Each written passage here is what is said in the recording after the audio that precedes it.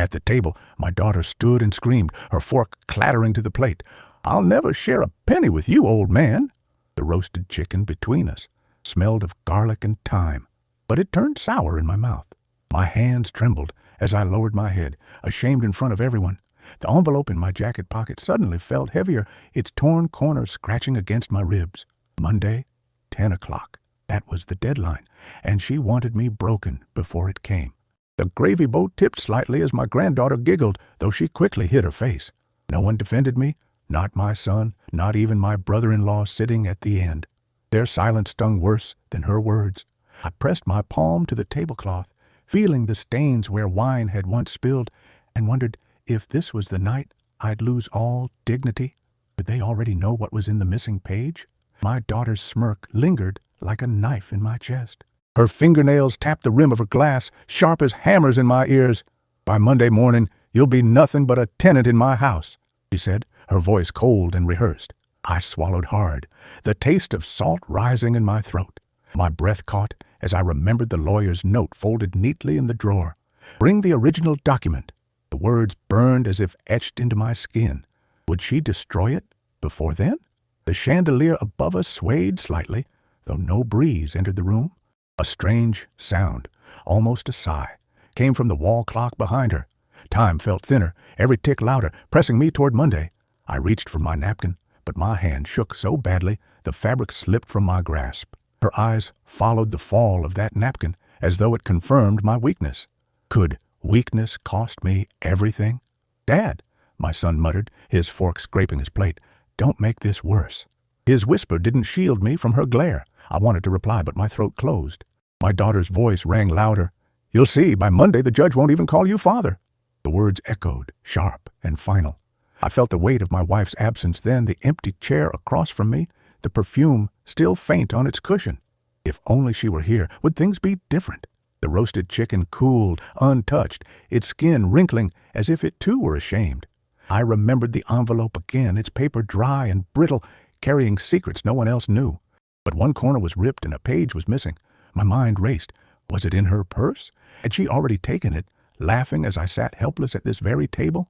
My daughter reached for her wine, swirling it lazily, watching me suffer. My chest tightened, fear gripping me like an iron band. I had to act before Monday morning, yet every movement felt impossible. I thought of opening my mouth, of telling them I had a second document, but my courage fled. Would silence be my undoing? The candle beside me flickered, smoke curling toward my eyes, and I blinked back tears. She must never know where the real will lay hidden. The bread basket sat untouched, its crusts hardening, its smell of yeast fading. I traced the rim of my plate with one finger, grounding myself in the texture. Shame pulsed through me. My own daughter humiliating me before family, before strangers almost. And still, they stayed quiet. Was I the only one who felt the injustice burning here? The answer hung heavy in the silence. I remembered the lawyer's deadline, Monday at 10. The words thundered in my mind with each tick of the clock. If I failed to appear, the estate would go entirely to her. My pulse quickened, sweat pricking at my temples. I lifted my glass of water, the rim trembling against my lips, nearly spilling. My daughter watched, eyes narrowed, and whispered something I couldn't catch. My stomach churned, twisting in dread. I tried to find comfort in the memory of my wife's voice. She used to say, "Hold your ground, no matter who shouts louder." But her voice was gone now, just an echo in the hum of the refrigerator behind us. Could I hold my ground when I barely had the strength to breathe? My daughter leaned closer, her perfume sharp and artificial, stabbing my nose. "It's over, Dad," she hissed. My fingers curled into fists under the table. The plates rattled as she pushed her chair back, the sound jolting me like thunder. Her shadow loomed over the roasted chicken, covering it in darkness. My son stared at his lap, silent, ashamed, or was it fear? The words replayed in my head, "Never share a penny, Monday morning." My heart pounded so loud I thought everyone could hear it. And still, I stayed quiet. I looked at the envelope again in my mind, its torn edge, its missing page. Could I trust anyone to help me now?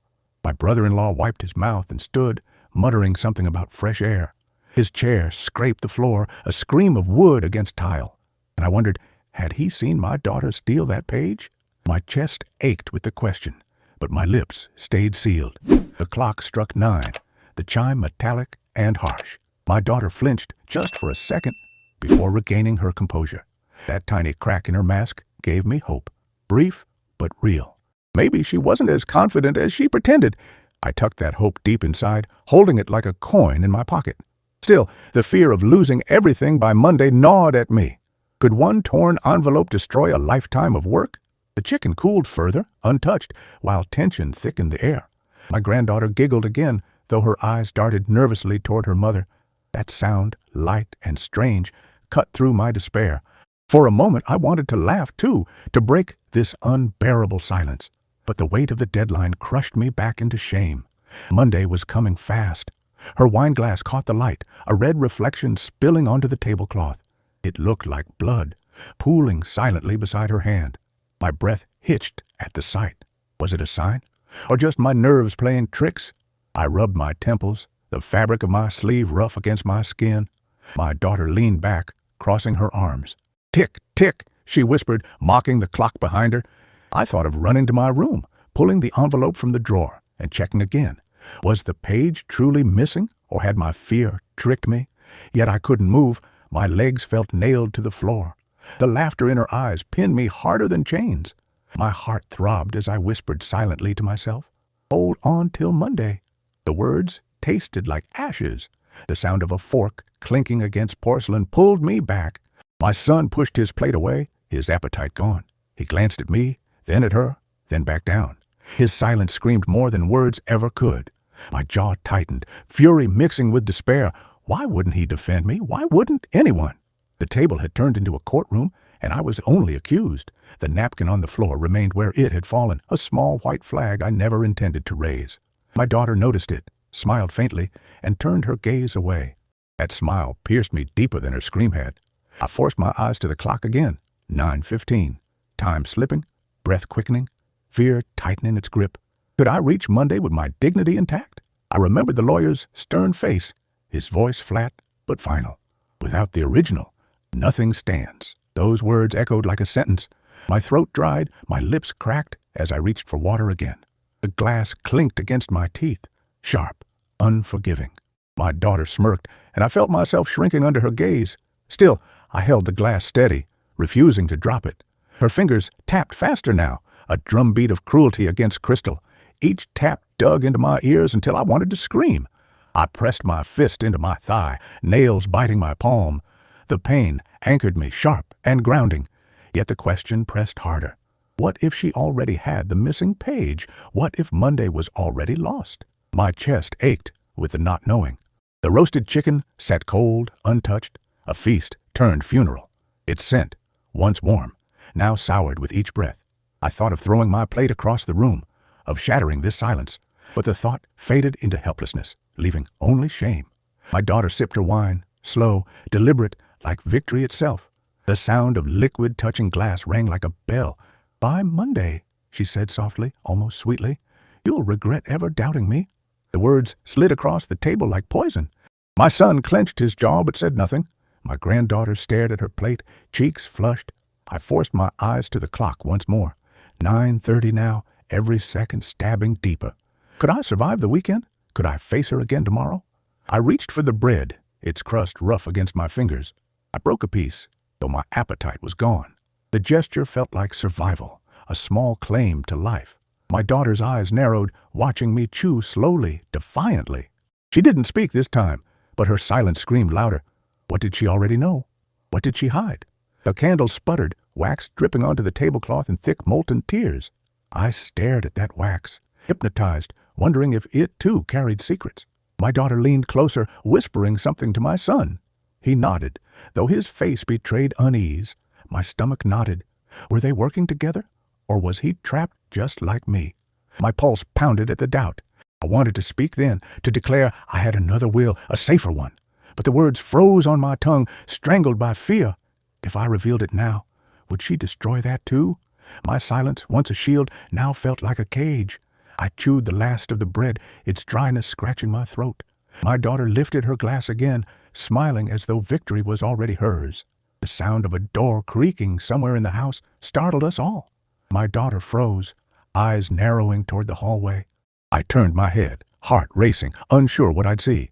The silence stretched, sharp and brittle, and then came 3 slow knocks on the front door, heavy as judgment. The knocks echoed through the hallway, dull and slow, like a warning. My daughter's smirk vanished, her wineglass trembling for the first time. I rose from the table, legs heavy, and walked toward the door. The envelope in my drawer burned in my mind, torn and incomplete. Monday morning at 10, if I failed, everything would be hers. I opened the door. No one stood there, only night air, cold and damp. The wind carried the smell of wet leaves sharp against my nose.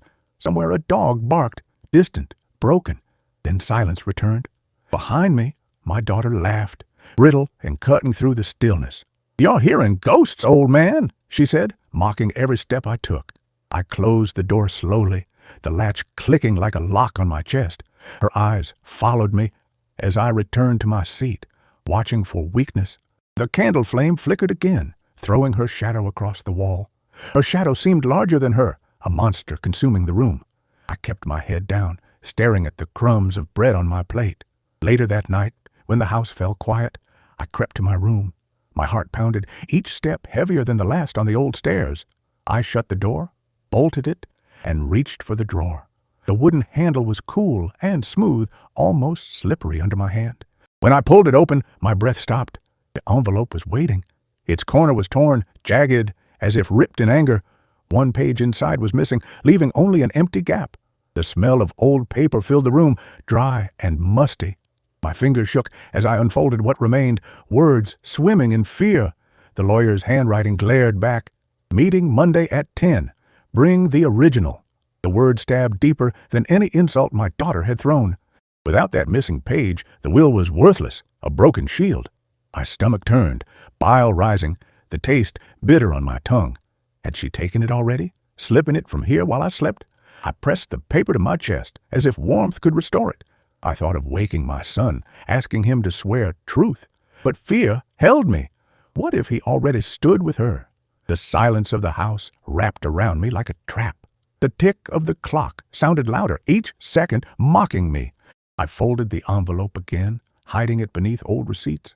I whispered into the darkness, "Hold on until Monday." But even my own voice sounded thin, cracked, and doubtful. The floorboard creaked outside my door, slow and deliberate. I froze, holding my breath, the paper crackling in my fist. The sound stopped, leaving only silence, heavier than words. The taste of fear filled my mouth, metallic and dry. I locked the drawer again, pushing the key deep into my pocket. Yet the pocket felt like it weighed 1,000 pounds. Would she find it if I slept? Would she tear the rest? I lay on the bed, shoes still on, unable to rest. The shadows on the ceiling twisted, shapes I couldn't trust. I saw her face in them, sneering, claiming what was mine. The night dragged slow, broken by every creak and whisper. When dawn broke, the envelope still burned in my pocket. I rose with swollen eyes, but no courage found me. At breakfast, the kitchen smelled of burnt toast, sharp and bitter. She poured coffee, the steam curling like smoke from a fire. "Sleep well?" she asked, smiling with too much sweetness. Her voice scratched at my ears, false and cruel. I lifted the cup, but the coffee tasted like ashes. I wanted to ask her straight, "Where's the missing page?" But my tongue refused, fear choking every word back. Instead, I stared at her hand stirring sugar, slow and sure. Her ring clinked against the spoon, each sound cutting deep. My son entered, eyes avoiding mine, and sat in silence. The morning dragged, heavy, each minute sharper than the last. My thoughts circled the drawer, the torn paper, the missing truth. Monday grew closer, a shadow stretching long across my days. By evening, I felt smaller, weaker, a man fading. Still I said nothing, holding the secret like a wound. That night, I checked the drawer once more, heart racing. The envelope remained fragile, its paper fraying at the edge, but something new lay beneath it, a folded note. I pulled it out, the paper warm as if freshly touched. The words inside twisted my breath. "Too late already, Dad?" The note's words haunted me all night, clinging like smoke in my lungs. "Too late already, Dad?" Her handwriting, sharp, slanted, impossible to mistake. I stared at it under the lamp, the light buzzing, faint and tired. The smell of old tobacco drifted from the desk drawer where I kept it. Was she taunting me or warning me that Monday was already lost? By morning, my head throbbed as if filled with stones. The clock read 7, the hands dragging, cruel and heavy. I folded the note again, slipping it back into the envelope. Its edges scratched my palm, a paper cut waiting to bleed. I buttoned my shirt slowly, listening for her steps outside my door. At dinner that night, the silence struck harder than her screams. Cold potatoes stared back from my plate, the gravy congealed and gray. No one spoke, not my son, not even the children. Their forks scratched porcelain, the sound grating like knives. And then I heard it. Her laugh, soft but filled with cruelty. The smell of overcooked meat hung heavy in the air. I chewed once, twice, but couldn't swallow past the lump of shame. My granddaughter whispered something, but her mother's glare silenced her. I dropped my fork, the clang echoing across the table. The sound froze everyone for a moment, except her. Her purse sat open beside her chair, half-zipped, careless. From where I sat, I saw a page folded inside. My chest tightened. The missing page, its corner jagged, familiar. My hand twitched, aching to reach, to grab, to shout, but my tongue stuck to the roof of my mouth. If I accused her now, she'd deny it, humiliate me again. And worse, if I failed to prove it, I'd lose everything. My son shifted uncomfortably, his fork scratching the plate. Did he know? Was he helping her? My mind spun. I reached for my glass, water trembling inside, splashing the rim. She caught my glance, lips curling into a satisfied smile. Her hand brushed the purse, as if guarding its treasure. The leather creaked, faint, when she pressed it against her leg. I gripped the glass tighter, almost hard enough to crack it. My breath hitched, fear and rage mixing like poison. The potatoes grew colder, untouched, while the clock ticked on. 8:30 already, every second a hammer striking my chest. I whispered to myself, "Hold until Monday." The words felt hollow. Her laughter rang again, softer this time, meant only for me. My face burned, shame spreading like fire across my skin. I thought of reaching under the table, snatching the purse away. But what then? A fight? A scandal? The children crying?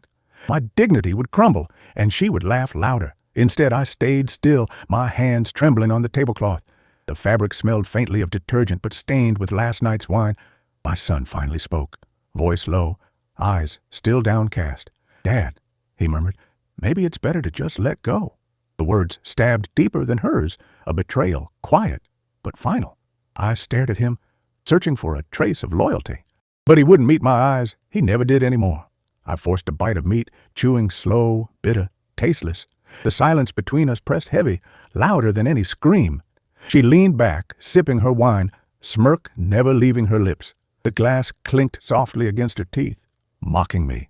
And I knew then, she wanted me broken before Monday.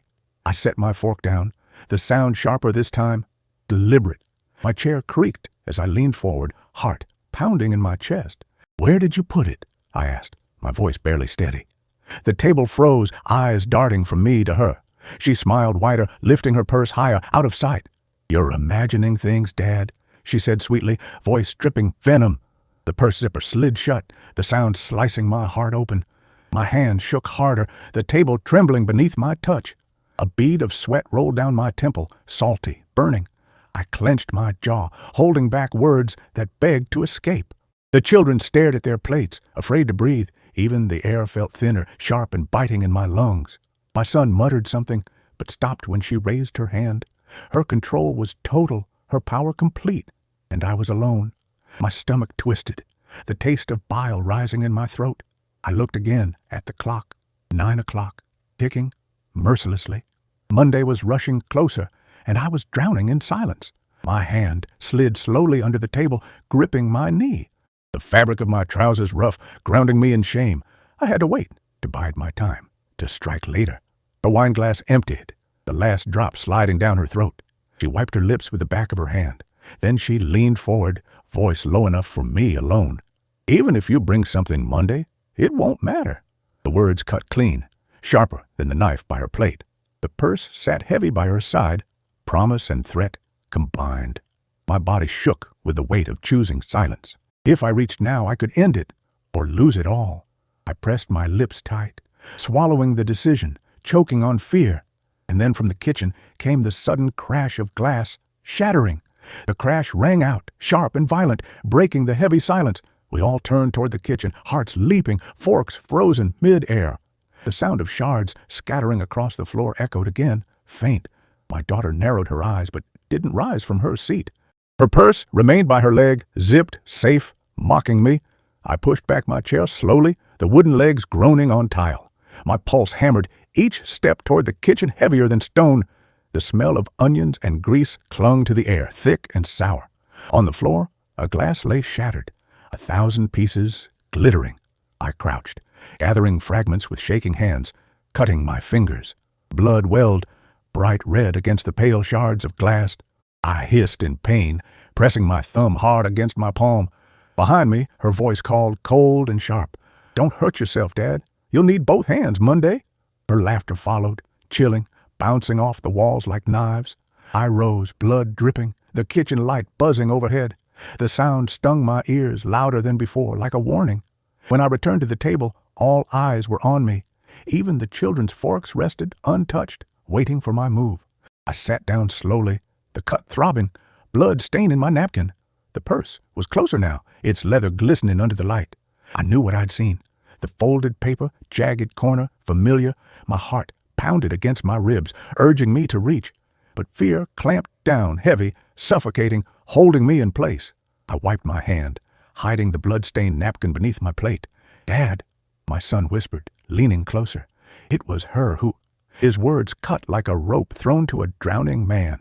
I leaned forward, desperate, clinging to his whisper of truth. But before he could finish, she slammed her fist on the table. The plates rattled, silverware clanged, the candle nearly went out. Her eyes burned, furious, and her voice sliced the air. "You will not spread lies in this house? Not tonight?" The room froze, her shadow stretching across the wall behind her. My son's mouth snapped shut, his courage gone in a breath. I stared at him, betrayed by silence once again. The gravy boat tipped, spilling brown liquid across the cloth. It ran toward my plate, soaking into the breadcrumbs. The smell turned bitter, sour, filling my nose with shame. I clenched my fists under the table, nails biting into flesh. But still, I said nothing, swallowing rage until it burned. Her hand hovered over the purse, protective, claiming it. She dared me with her eyes, daring me to act. The clock ticked on the wall, cruel, unforgiving, louder now. 9:45, time slipping faster than my courage could rise. My breath came short, shallow, chest aching with every beat. The children stirred, restless, sensing danger, but not knowing why. Their eyes darted between mother and grandfather, between power and fear. My granddaughter dropped her spoon, the clatter shocking in the silence. Her mother turned, snapping, "Pick it up now." The girl obeyed, cheeks flushed, eyes brimming with tears. I wanted to stand, to shout, to tear the purse away. But my legs felt nailed to the floor, trembling with weakness. The cut on my hand burned, blood sticky against the cloth. I could almost hear my wife's voice urging me to fight, yet all I heard louder was my daughter's mocking breath. The purse sat there, heavy, silent, daring me still. My son shifted again, his foot brushing mine under the table. It was a signal, faint, fragile. He knew the truth, but his eyes dropped again, fear chaining him in silence. I wanted to grab him, shake him, demand he speak. The gravy spread wider, soaking the edge of her purse. She didn't move it, didn't care. Her smirk never faltered. I stared at the stain, creeping into the leather, ugly and wet. A strange satisfaction sparked in me, tiny, but real. At least something of hers was ruined tonight. Her eyes narrowed, catching my small flicker of triumph. She leaned in, voice low, poison dripping with each word. "You'll have nothing by Monday, not even your name." My throat dried, words stuck fast, a stone lodged in me. The room spun, shadows twisting on the walls like ropes. The purse gleamed still, its zipper shining under candlelight. I imagined tearing it open, revealing the page, ending this. The thought burned, hope flickering like the flame on the table. But fear whispered louder, warning of shame, of ruin. And so once more, I chose silence, my cage of safety. The plates rattled again, her hand slamming once more. Everyone jumped, hearts pounding, children shrinking in their chairs. She rose slowly, towering over me, shadow long and dark. "You'll never beat me, Dad. Not now, not ever." Her words echoed final as she stormed from the room. The purse went with her, swinging against her side. The clock struck 10, its chime heavy, mocking, merciless. My chest tightened, vision blurred, rage boiling under despair. And then, faintly, I remembered something about my wife's desk. A drawer she never let anyone touch, sealed since her passing. Could there be another page? Another chance she didn't know? Hope sparked, fragile but real, fighting the darkness inside me. I gripped the blood-stained napkin tighter, teeth grinding with resolve. If she thought she had won, she was wrong. Tomorrow, I would search that desk, no matter the cost. The flame of the candle sputtered, nearly dying, then flared again. Its light threw my shadow, long, fragile, trembling against the wall. I stared at that shadow, a man half broken, but not gone. Monday was coming fast, but the game wasn't over, and somewhere in that desk, maybe, lay the key to everything. The night dragged on after her fist shook the table. I sat in the dark living room, listening to the clock. Each tick echoed like a nail in a coffin. The blood on my hand had dried into a thin crust, and still her words rang, "You'll have nothing by Monday?" I closed my eyes, searching for strength and memory. My wife's face rose, her smile soft, steady, unwavering. I remembered her desk in the study, drawers always locked. She'd kept papers there, letters, secrets she never shared. Could she have hidden something from even our daughter? The thought became a flame inside me, small but alive. I rose from the couch, knees stiff, bones aching with effort. The floorboards groaned under my steps as I moved upstairs. In the study, the air was stale, heavy with dust. The desk waited, dark oak, polished, but lonely. I slid the top drawer open, nothing but pens, receipts, buttons. The second drawer resisted, wood swollen with age. When it opened, only empty folders greeted me. I cursed under my breath, anger bubbling through my chest. And then, at the bottom, a false panel caught my eye. My hand trembled as I pressed against the panel. A faint click answered. Then the wood shifted free. Inside, a small envelope, sealed, lay waiting. The smell of perfume escaped, faint, my wife's scent. Tears burned my eyes, uninvited, unstoppable. I sat down hard, clutching the envelope like a treasure. The paper was thick, edges crisp despite the years. On the front, my name written in her looping hand. I traced each letter, breath shuddering, heart hammering. Could this be the weapon against my daughter's greed? I broke the seal carefully, not daring to rush. Inside, a folded letter, delicate but intact. The inks smelled faintly metallic, old but sharp. I unfolded it slowly, words swimming before my eyes. Her voice spoke through the page, alive again. "The real will is in the bank box," she wrote, "but the key is hidden where we first met." I pressed the paper to my chest, gasping, trembling. Where we first met? My mind raced back years. The church pew, the one near the altar's left side. I closed my eyes, seeing it clear as yesterday. Her smile that day, shy, her hands clasped in prayer. The wood worn smooth by decades of use. If the key was there, salvation was possible. But doubt whispered, what if she knew already? My daughter, clever, cruel, always watching. Had she guessed the same? Had she searched? If so, Monday was already her victory. I stood pacing the study, floor creaking underfoot. Fear and hope fought inside me, neither winning. The clock struck midnight, bells heavy, iron and final. I stuffed the letter back inside its envelope. My hand shook as I slid it into my coat. The smell of perfume lingered, clinging to me. For a moment, it felt like my wife stood beside me. I whispered into the shadows, "Guide me." Her photograph on the desk stared back, calm, silent. I touched the frame, cool glass under my fingertips. My daughter's footsteps sounded faintly down the hall. I froze, listening, heart pounding in my throat. She paused outside the study door, waiting. The silence stretched, unbearable, long as a lifetime. Then her steps moved on, fading into her room. Relief flooded me, sweat cooling my back. She was suspicious. I could feel it in her tread. I locked the desk again, hiding the false panel. The envelope pressed against my chest, solid, real. Tomorrow I would go to the church, but tonight the house was enemy ground. I lay awake, clutching the letter until dawn. When morning came, she was already in the kitchen. The smell of bacon filled the air, greasy and thick. She greeted me with a smile too sweet to be true. "Sleep well, Dad?" she asked, voice dripping sugar. I nodded, hiding the envelope deeper in my coat. My son entered, eyes hollow, avoiding my gaze. He sat silently, chewing toast as if it were ash. I wanted to tell him everything, but couldn't. His loyalty was fragile, his fear too strong. So I stayed quiet, alone with my secret. The church's doors were heavy, locked at night. But tomorrow I would return with purpose. My wife had left me one final chance. If I failed to find it, everything ended. If I succeeded, the war had just begun. The envelope weighed heavy in my coat pocket, more than paper should. It carried her scent still. Faint perfume, lilac and smoke. I walked through the street with shoulders bent, eyes low. Every step toward the church felt like a mile. The bells above rang noon, each toll pressing on my chest. Inside the church the air was cool, stone holding the night. The smell of wax and incense clung to the pews. I touched the wood where we once sat, my fingers trembling. It was the same pew left of the altar, second row. I knelt, heart pounding, searching for what she'd hidden. My hands brushed beneath the seat, rough splinters cutting skin. And there, taped tight, something small and hard waited. A metal key, cold as ice, clinked free into my palm. The sound echoed in the empty nave, metallic and final.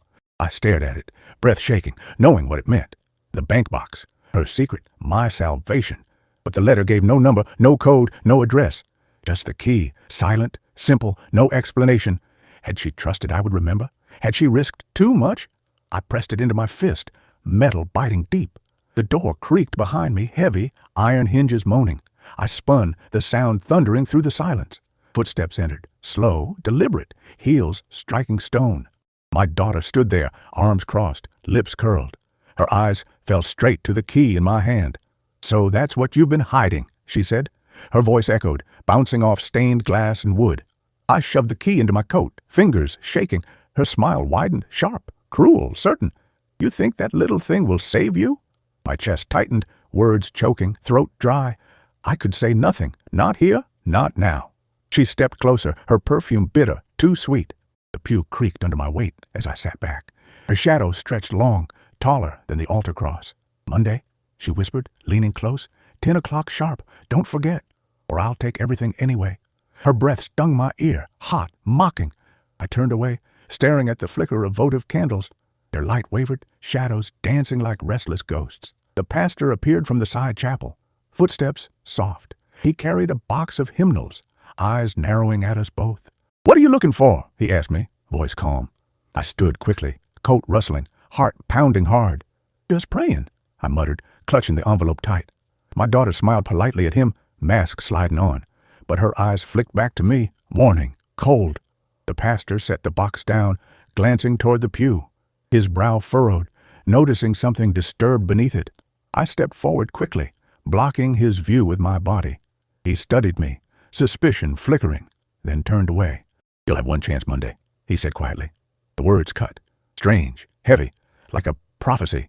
My daughter tilted her head, smirk tugging her lips. She knew what he meant, and so did I. The key pressed against my ribs as I left. Outside the wind was sharp, cutting through my coat. Leaves swirled at my feet, scratching across stone. I walked faster, clutching my pocket, pulse racing. Behind me, I felt her footsteps, steady, close. I stopped at the corner, turning, but she wasn't there. Only the empty street, gray sky pressing low.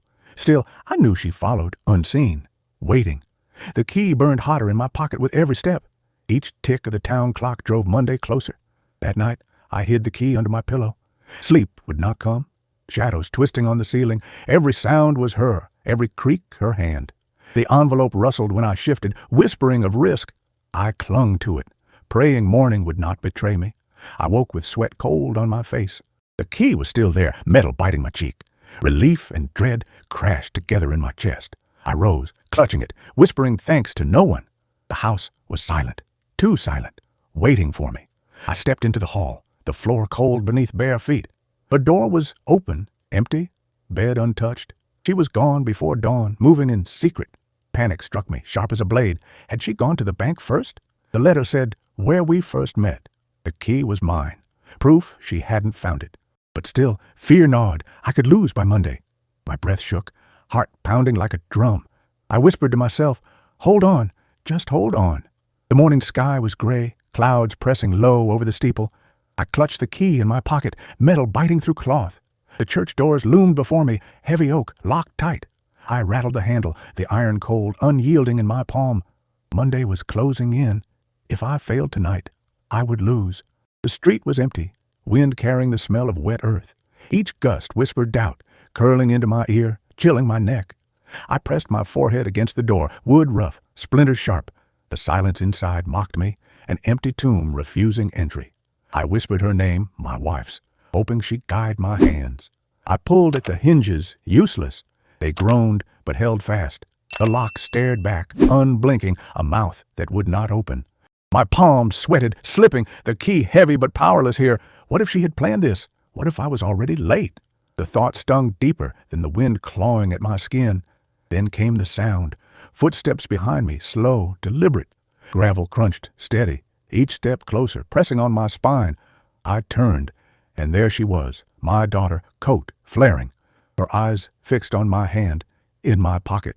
You really thought you could hide it from me? Her voice cut through the gray air, sharp as the wind. She stepped closer, perfume sour under the damp sky. I swallowed hard, throat dry, words trapped behind my teeth. My fist closed tighter around the key, knuckles aching white. Her smile widened, cruel, seeing the truth in my silence. You can't even open the door, she sneered. Do you really think Monday will save you? Her voice echoed off the church walls. Cruel music. I wanted to strike back, to spit truth in her face. But the lock, the door, all of it chained my tongue. Then from the shadows, another sound broke the standoff. The squeal of hinges, faint, then louder. Another door opening. The side chapel door swung wide, creaking, groaning against stone. The pastor stepped out, cassock brushing the floor, eyes heavy. What are you looking for? He asked, voice calm but sharp. My daughter's smirk faltered just for an instant, mask cracking. I forced a breath, steadying, my fingers brushing the key. The pastor's eyes lingered on my pocket, suspicion flickering. I muttered, just praying, though the lie tasted bitter. His gaze held me a moment longer before drifting away. He gestured to the pews, voice low, deliberate. Pray inside, if your soul demands it. He held up a set of keys, iron clinking faintly. My heart jumped, pulse hammering. This was my chance. But my daughter leaned in, whispering poison into my ear. You won't win, she said, voice so soft only I heard. Even if you find it, I'll tear it apart Monday. Her breath stank of wine from the night before. I clenched my jaw, forcing myself not to react. The pastor's eyes darted between us, wary, knowing. He unlocked the door with a heavy turn, iron grinding. The door swung open, light spilling across the stone floor. The smell of wax and incense poured out, thick, clinging. My daughter stayed close, arms crossed, shadow long. I stepped inside, key burning in my pocket. The pew waited, dark wood, worn smooth by decades. I reached beneath, my fingers brushing cold metal.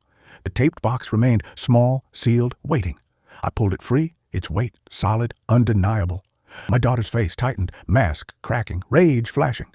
The pastor cleared his throat, eyes fixed on the box. You'll have one chance Monday, he said, voice stern. The words struck like thunder, echoing in the nave. My hand shook as I clutched the box to my chest. My daughter's silence screamed louder than any threat. I backed away, clutching it, heart hammering, vision blurred. She followed, her steps measured, deliberate, never breaking eye contact. The pastor turned back toward the altar, lips moving in prayer. But I knew he was watching us both, weighing truth and lies. The box was mine now, but Monday was already waiting. Outside, the wind howled, carrying bells from a distant tower. The metal box pressed against my ribs through my coat. Each step home felt longer, heavier, the deadline chasing me. I whispered into the gray sky, words stolen by the wind. Please, let this be enough. The box was cold against my chest, metal biting through cloth. I carried it like a thief, hunched, hiding from every shadow. Its taped edges scratched my skin, reminding me of its weight. I wanted to run home, lock myself inside, never come out. But every step I took, I felt her eyes burning on me. My daughter trailed a few paces back, too calm, too certain. Her heels clicked against stone, each sound sharp as judgment. The street was empty, but her presence filled every corner. I clutched the box tighter, knuckles white, sweat freezing on my brow. She wanted me to falter, to show fear, to break. At home, I locked my door twice, sliding the bolt hard. The house smelled of old stew, onions souring in the pot. I placed the box on the table, staring at its sealed lid. The tape was yellowed, edges curling, but strong still. My hands trembled. I dared not tear it yet. The clock ticked in the hallway, louder, louder, unbearable. I pressed my ear to the box, hearing only silence. What if it was empty? What if this was her trick? I shook it lightly. Something shifted inside, faint, metallic. My breath caught. It was real. Something real was inside. But Monday was near. The pastor's warning still echoed. You'll have one chance. His eyes had burned into me. That chance meant no mistakes, no half-truths, no hesitation. If I opened it now and lost the contents, it was over. I pushed it aside, forcing myself to wait, though every nerve screamed.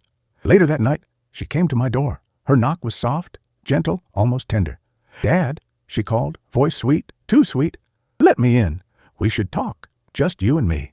I sat frozen, staring at the shadows under the door. The smell of her perfume seeped in, sharp, suffocating. I pressed my hand over my mouth, holding my breath. Her shadow shifted, lingered, then slowly retreated. The silence that followed felt heavier than her words. I collapsed into my chair, heart pounding like a drum. At dawn, my son entered without a word, eyes downcast. He saw the box, his face blanching pale. "Dad, she won't stop," he muttered, almost a confession. "She says Monday's already hers." His voice cracked. I reached for him, but he pulled away, leaving me alone. The box gleamed in morning light, tape dull but strong. I touched it again, fingertips brushing dust and grit. It smelled faintly of incense, of church stone, of secrets. I wanted to believe it would save me, restore me. But fear whispered louder. What if it damned me instead? The hours dragged, each one heavier than the last. My daughter watched me across meals, smirk never fading. She tapped her nails against her glass, rhythm steady, cruel.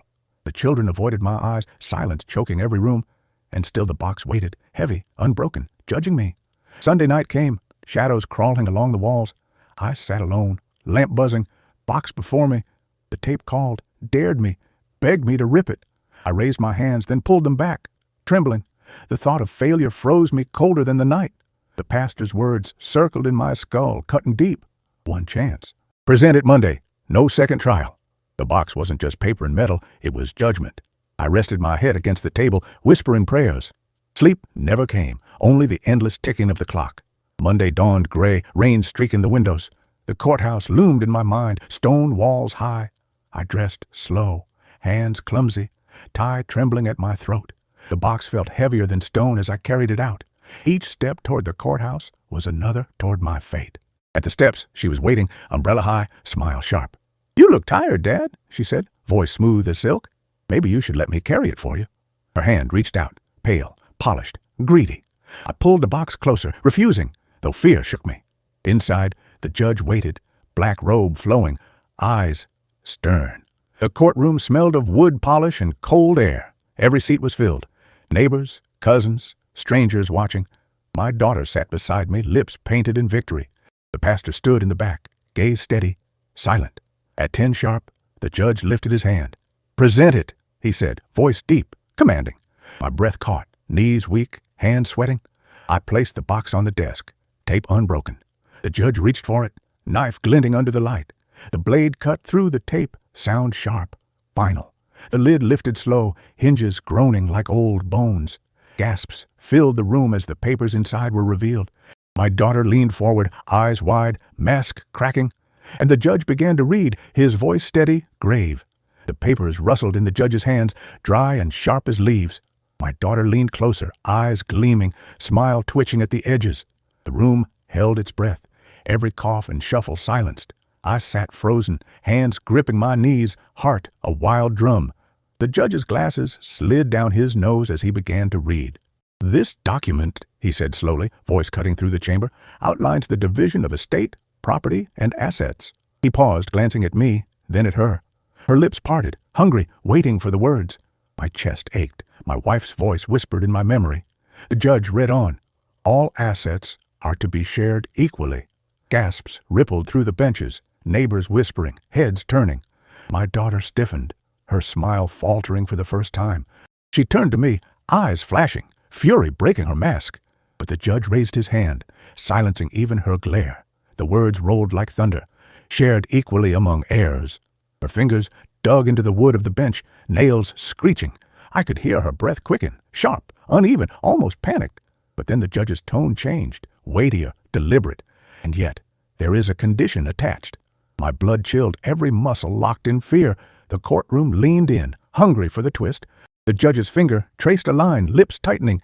If the husband is ever humiliated, disrespected in public, his share shall increase, theirs reduced accordingly.